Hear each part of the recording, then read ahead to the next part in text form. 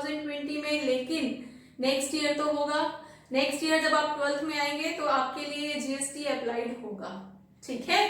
तो अभी हम एक क्वेश्चन ले लेते हैं जिसमें जीएसटी साथ में है, उसके बेस पे हम यहाँ पे ट्रायल बैलेंस सॉल्व करेंगे, ठीक है। अब ट्रायल बैलेंस के डेबिट में हम कौन कौन सी चीजें लेते हैं, हमारे एसेट्स, हमारी ड्राइंग, हमारे सेल्स रिटर्न, हमारे दूसरे एक्सपेंसेस, लॉसेस, डेटर्स, ये हम डेबिट में लेते हैं। और क्रेडिट में हम क्या लेते हैं, इनके जस्ट अपोजिट, हमारी सेल्स, परचेज रिटर्न, कैपिटल, हमारी लाइबिलिटीज, हमारी इनकम, गेन्स, ये सारी चीजें हम क्रेडिट में लेते हैं।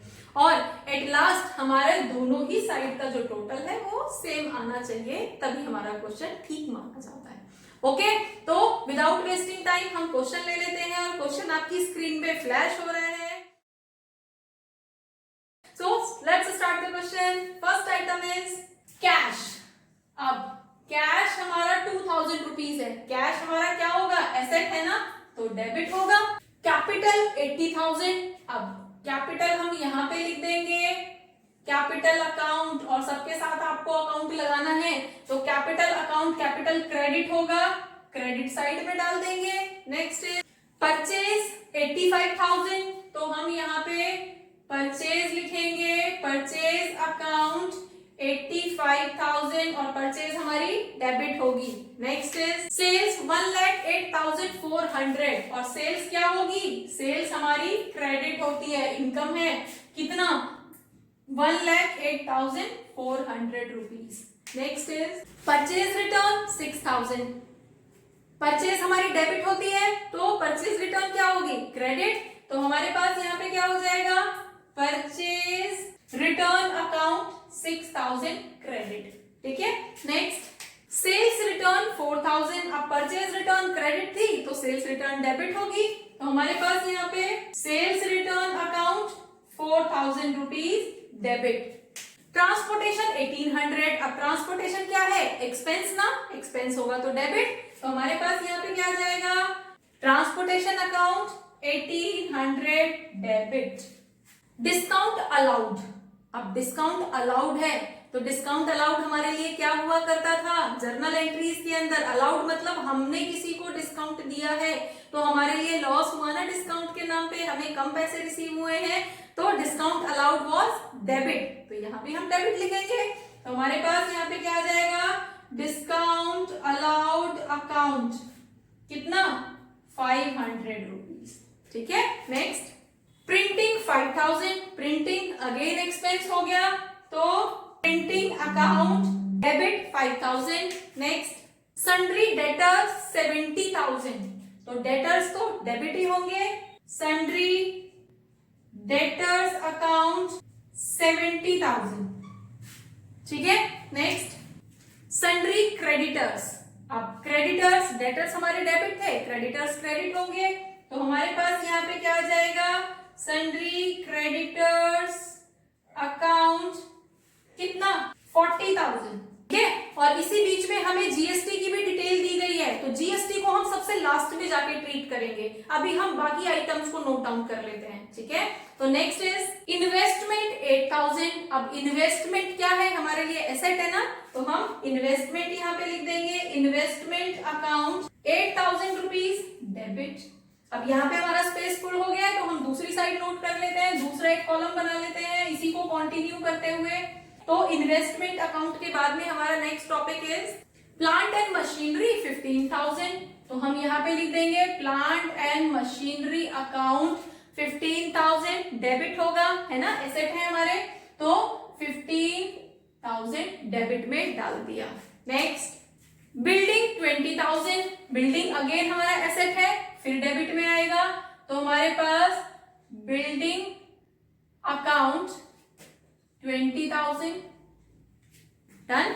फर्नीचर 6,000, फर्नीचर फिर से एसेट है हमारा, तो हमारे पास क्या आ जाएगा, फर्नीचर अकाउंट 6,000। इलेक्ट्रिसिटी 700, अब इलेक्ट्रिसिटी हमारा एक्सपेंस है, तो इलेक्ट्रिसिटी अकाउंट एक्सपेंस है अगेन, तो हम डेबिट में ही डालेंगे। पोस्टेज 400 अगेन एक्सपेंस है, पोस्टेज अकाउंट 400 पोस्टेज के लिए आपने कुछ पैसे खर्च किए हैं, लेटर पोस्ट करने के लिए, कुरियर्स वगैरह के लिए। Next item is drawings 8000। अब ड्रॉइंग्स हमारी कैपिटल में से निकाली गई है और क्रेडिट हुआ था हमारा कैपिटल, तो ड्रॉइंग्स हमारी डेबिट होंगी। तो हमारे पास यहाँ पे क्या आ जाएगा, drawings account 8000 debit. Fine. Salaries, अब सैलरीज हमने पे की है, ऑर्गेनाइजेशन ने पे की है, तो अगेन एक्सपेंस होगा। तो हमारे लिए क्या हो जाएगा, सैलरी अकाउंट 6000 रुपीज सैलरी के पे किए हैं, एक्सपेंस है, डेबिट में लिखेंगे। ट्रेवलिंग एक्सपेंसेस 2000 अगेन एक्सपेंस है, तो हमारे पास यहाँ पे क्या आ जाएगा, ट्रेवलिंग एक्सपेंसेस अकाउंट 2000 रुपीज। ठीक है। नेक्स्ट, बस अब बाकी आइटम्स तो हमें इतने ही दिए हैं। अब हमें जीएसटी दिया गया है, हमें CGST, SGST, input CGST, output CGST, input SGST, output SGST, इस तरह से करके अलग अलग वैरायटी की जीएसटी दी गई हैं। तो हमें यहाँ पे कोई लेजर तो बनाना नहीं है कि हमें स्पेसिफिक आइटम में कैलकुलेट करना है।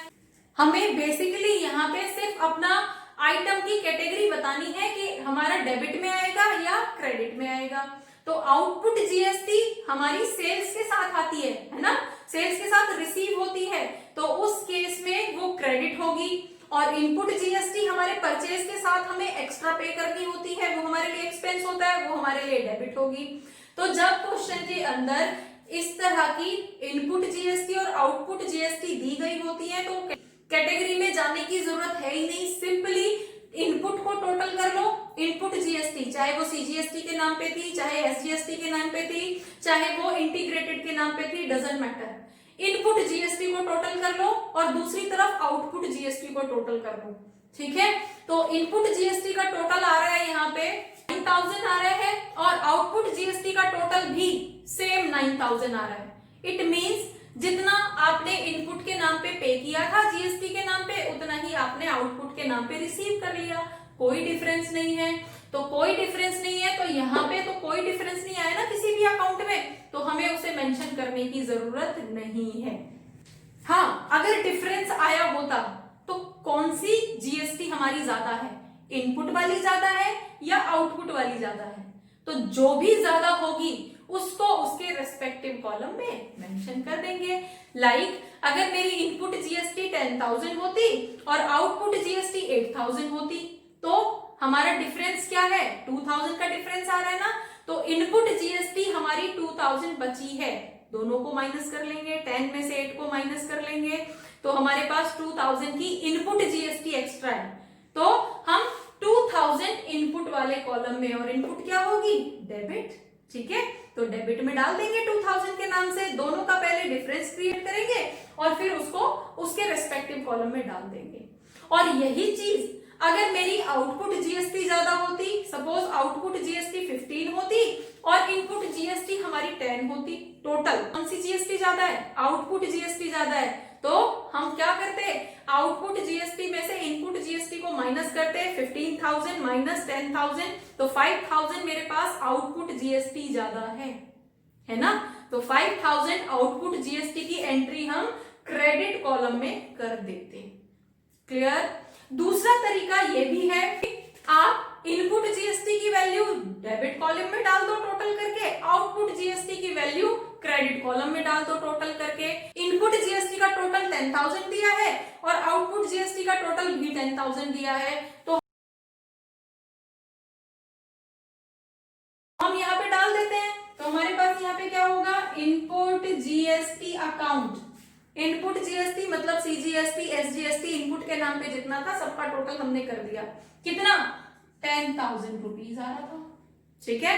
दूसरी तरफ आउटपुट जीएसटी का भी सेम है, तो और आउटपुट जीएसटी का कहाँ आएगा, क्रेडिट वाले कॉलम में 10,000। हम ऐसे भी कर सकते हैं, ठीक है, चाहे तो, क्योंकि दोनों सेम है आप स्किप कर सकते हो, वो भी ठीक है। और अगर आप स्किप करोगे तो आपका आंसर जो है बुक से वेरी करेगा, लेकिन वो गलत नहीं है, वो भी ठीक होगा। ठीक है। अब हम दोनों साइड का टोटल कर लेते हैं डेबिट का। तो डेबिट हमारा यहां से स्टार्ट हुआ था यहां तक, तो डेबिट का टोटल कितना आता है हमारे पास, टोटल इज 2,44,400। तो क्रेडिट का भी सेम 2,44,400 आता है। तो आंसर जो है हमारी बुक में 10,000 कम लिखा गया है क्योंकि वहां पे जीएसटी को स्किप करके लिया गया है। हमने यहाँ पे जीएसटी को रिकॉर्ड कर दिया है, तो बुक का आंसर वो भी ठीक है और ये भी ठीक है। क्लियर? और अगर हम इसको यहाँ पे स्किप कर देते 10,000 तो हमारा यहाँ पे अगेन सेम टू सेम। आप दोनों मेथड से कर सकते हो और दोनों मेथड से आपका क्वेश्चन सही होगा। ठीक है? So hopefully trial balance GST के साथ कैसे कैलकुलेट करते हैं आपको समझ आया होगा। For more keep watching, keep learning. Thank you.